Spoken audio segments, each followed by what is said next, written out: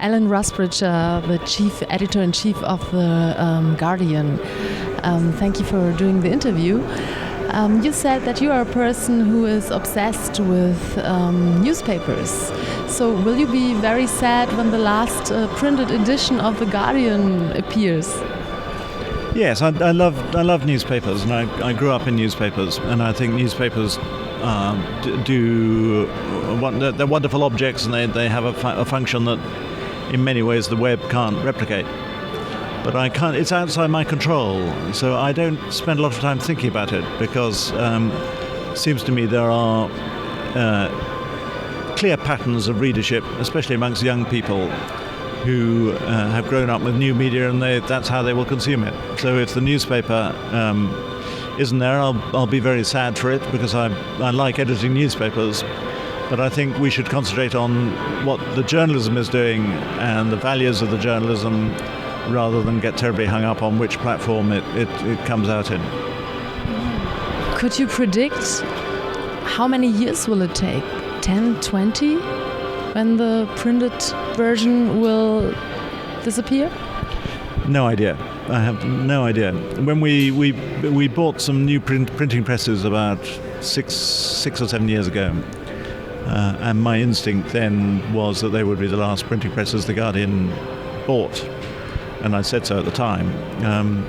But printing presses last a long time. You can run printing presses for 20, 30 years.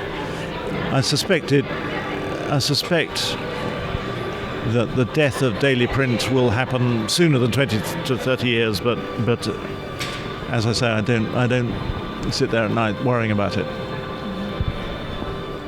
What have been the biggest changes that you have implemented in the Guardian the last years?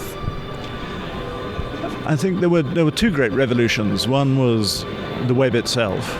So suddenly we had to get used to this idea that moving beyond a newspaper to this digital forum. And I think that then something very important happened around about 2002, 2003, which was the birth of social media. They just made a Hollywood film about it. And I think to begin with, a lot of people who were in newspapers at the time thought, but we've done that. We've made the conversion from print to digital. What more is there to learn? And that stuff, Facebook's got nothing to do with us. And in a sense, we had to learn all over again how to revolutionize our journalism. That's what I've been talking about tonight, this Web 2.0 revolution in journalism. I mean, there are some people who would say, actually, that's now itself rather old-fashioned, and you ought to be talking about mobile, because mobile is going to be the next revolution. So there's never a point in which you can say, we've done it. It's always going to be a revolution. So where is you do the focus on budget focus right now? So what is the budget focus? So you have to decide where you invest in. Is it more the mobile Guardian? Is it more the online internet version, or what is it? Well, I think mobile is going to be very important, and I think again within newspapers it's very easy to get trapped in a little bubble in which you think newspapers are exceptional. And if you speak to people at Google, I've interviewed Eric Schmidt a couple of times, and Eric Schmidt says, look, just get into mobile, it's all going to be mobile. And so I think newspaper editors, people in newspapers ought to listen to that kind of voice. And that means iPads, it means iPhones, it means apps, it means Android, it means Blackberries, it means Samsungs. I mean, all these screens that are going to be hitting the market in the next 2 or 3 years. Are we ready for that? Do we know what our journalism is going to look like? Is that just a matter of design and technology, or is that going to be a completely different kind of journalism? I think those are rather urgently the questions that we should be asking ourselves. But right now, what do you invest on? Is it like we have to do apps? Or is it we have to bring our old print journalists together with the online? We have to work more on the culture. So what is like the most urgent thing you're working on right now? All of those. But I mean, seriously, I mean, you can't suddenly stop producing a newspaper.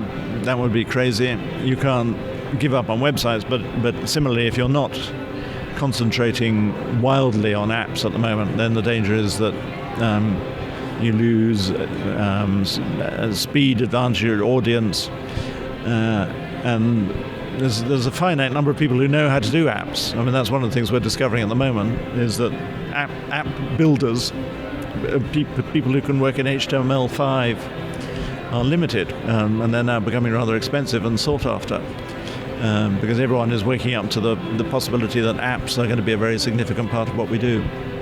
So, and where do you not concentrate on? Because you have to shift the focus.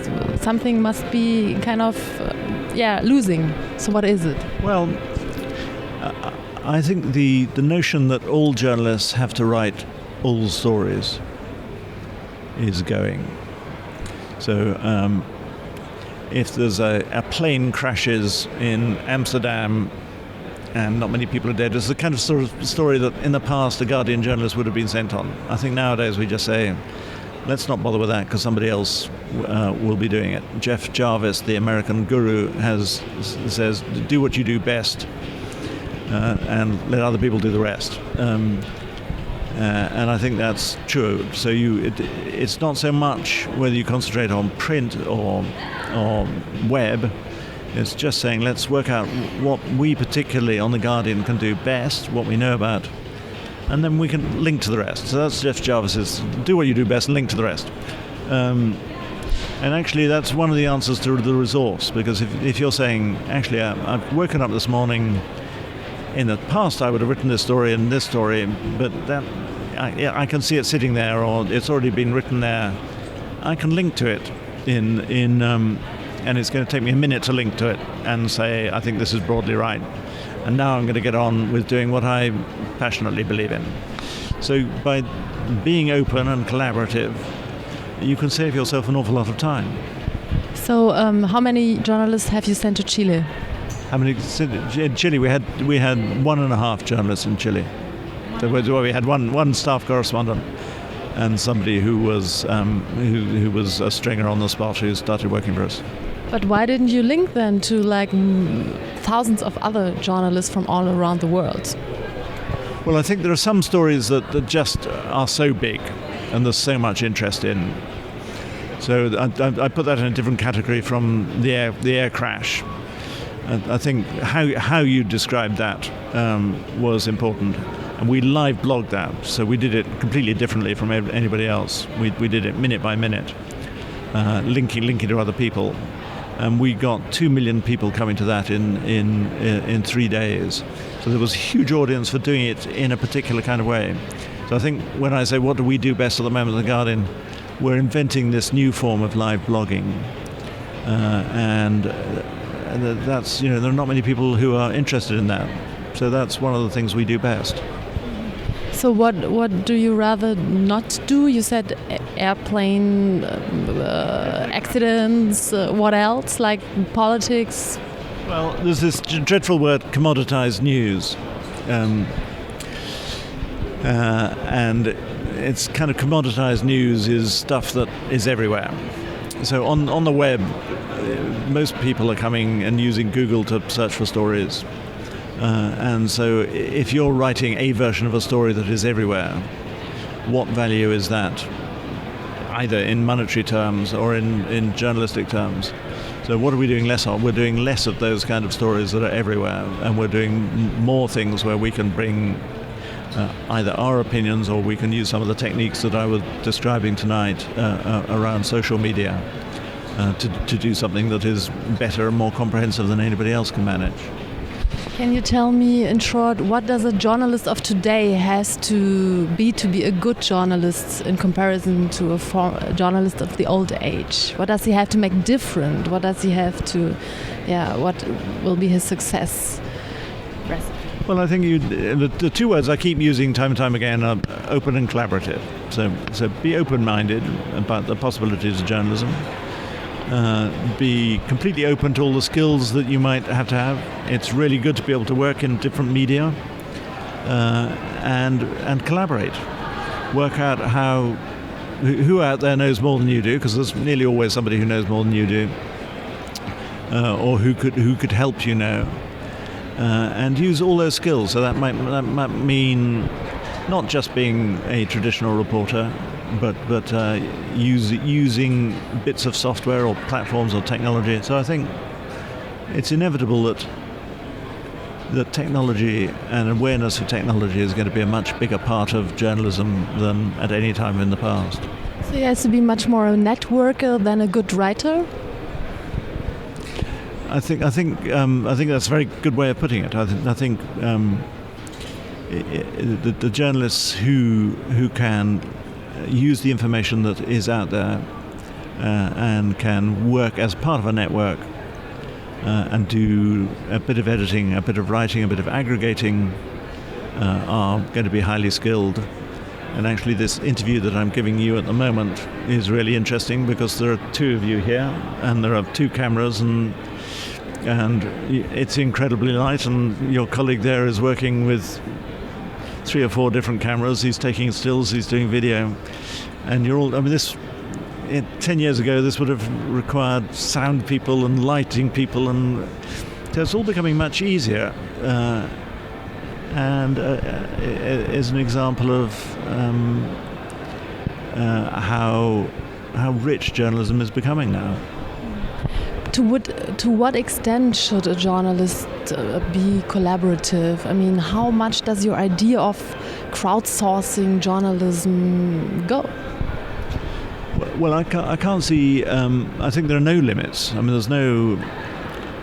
gave lots of examples tonight of investigative reporters who have used crowdsourcing to add to what they were doing, or the idea of trying to investigate MPs' expenses, 400,000 documents, and you get 23,000 readers to help you, collaborating with science bloggers or environmental bloggers. So are we going to write everything about science and the environment that is going to be interesting? No. There are people out there who are much more knowledgeable than us. Why don't we get them in? It's great for them because they get an audience of over 30 million. We can start sharing revenues with them, and it's great for us because we get great content. So everybody's winning. Are you already share revenue with them, or is it just an idea of the future? No, we're sharing revenue with.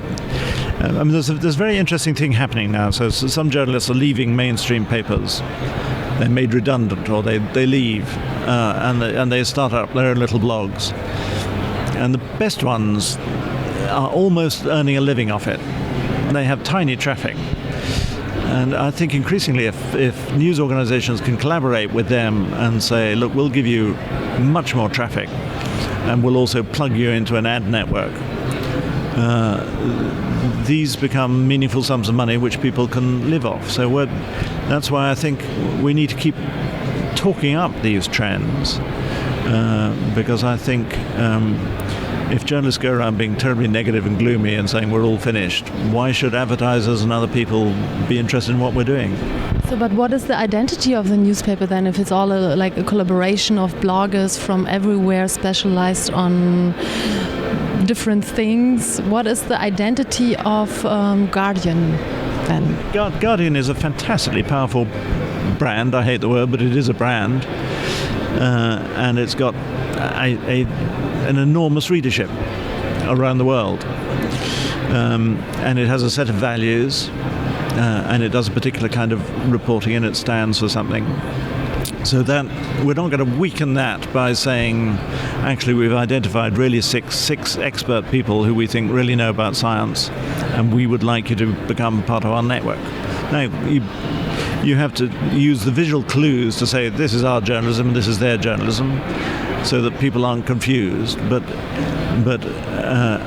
I think it's very outdated to say, well, by getting those 6 expert scientists in to write on the Guardian platform, you're weakening the idea of what the Guardian is. You said it stands for something. What is something? I said what? You said the Guardian stands for something. What is something? How long have you got? I mean, we're a serious, liberal-minded news organization with very high ethical standards and values. If you read something in The Guardian, it's almost certainly true because we've invested a lot of time in our editing processes.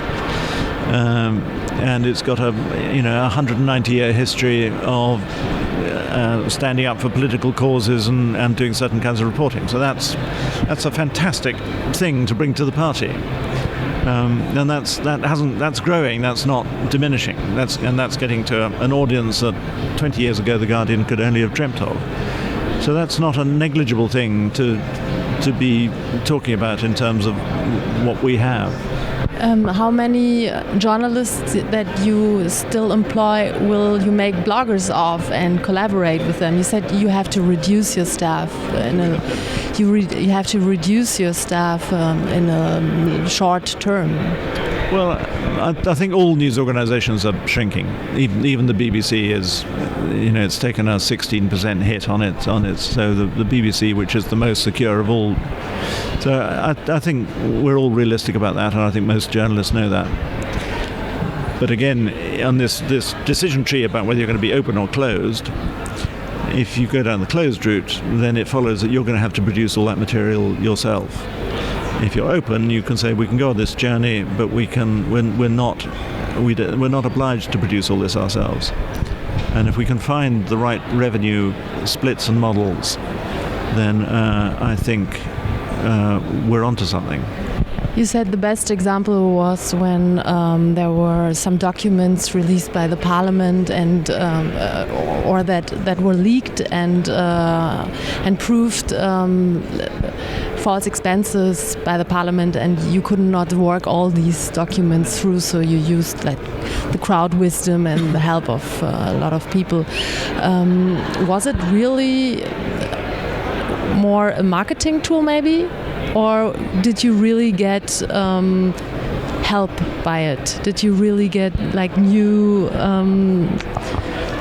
outcome of it?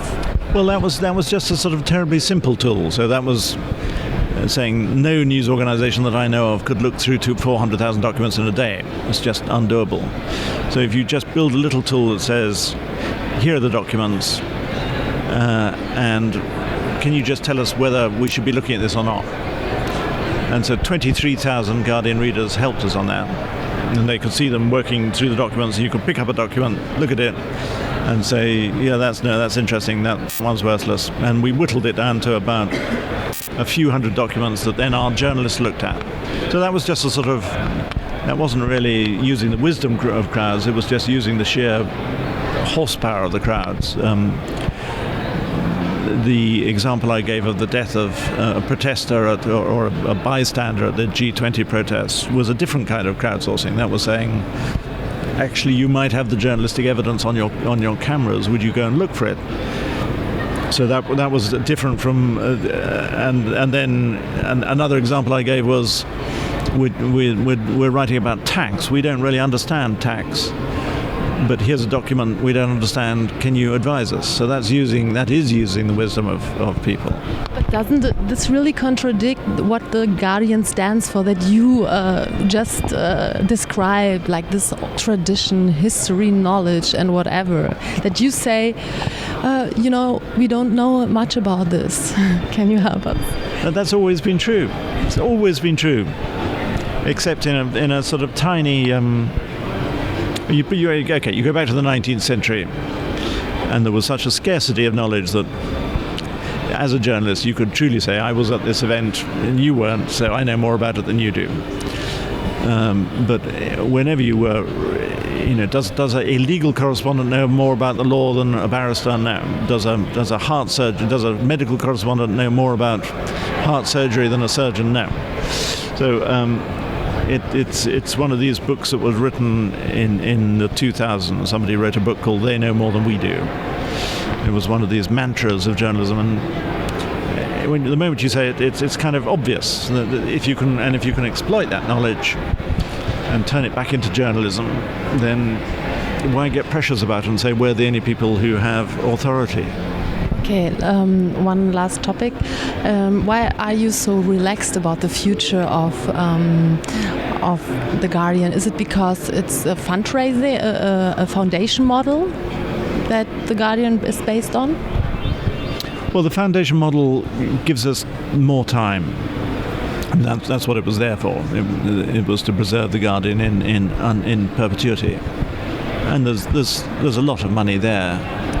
So, my job is not to burn through that money too fast, but it gives us the comfort to think journalistically.